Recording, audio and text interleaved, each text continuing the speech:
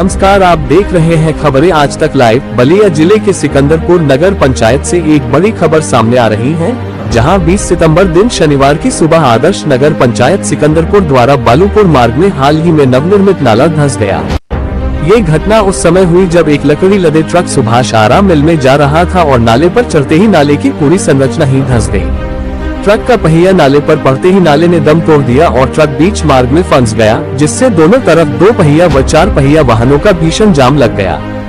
आक्रोशित स्थानीय लोगों का दावा है कि विकास कार्यों में हुए घोर भ्रष्टाचार की पोल खुल गई है। लोगों का मानना है कि नाला निर्माण में बड़े पैमाने पर घटिया सामग्री का उपयोग किया गया है, जिससे ये घटना हुई।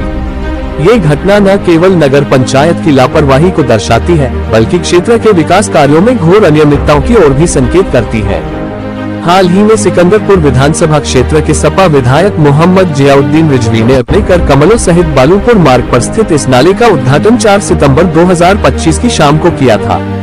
सबसे बड़ी बात यह है कि उद्घाटन के शिलापट पर न तो उद्घाटन की तारीख मौजूद है, न ही किसी भी प्रकार का कार्य विवरण व कार्य की लागत को अंकित किया गया है, जिसको लेकर स्थानीय लोगों में तरह तरह की चर्चाएं व्याप्त है।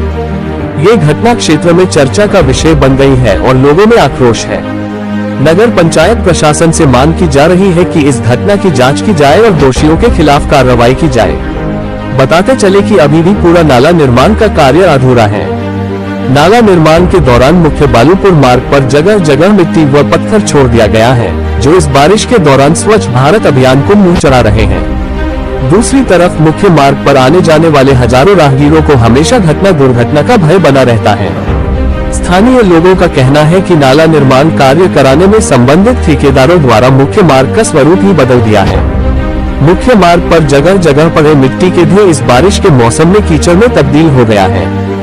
साथ ही बालूपुर मार्ग पर हमेशा घटना दुर्घटना का भय बना हुआ है।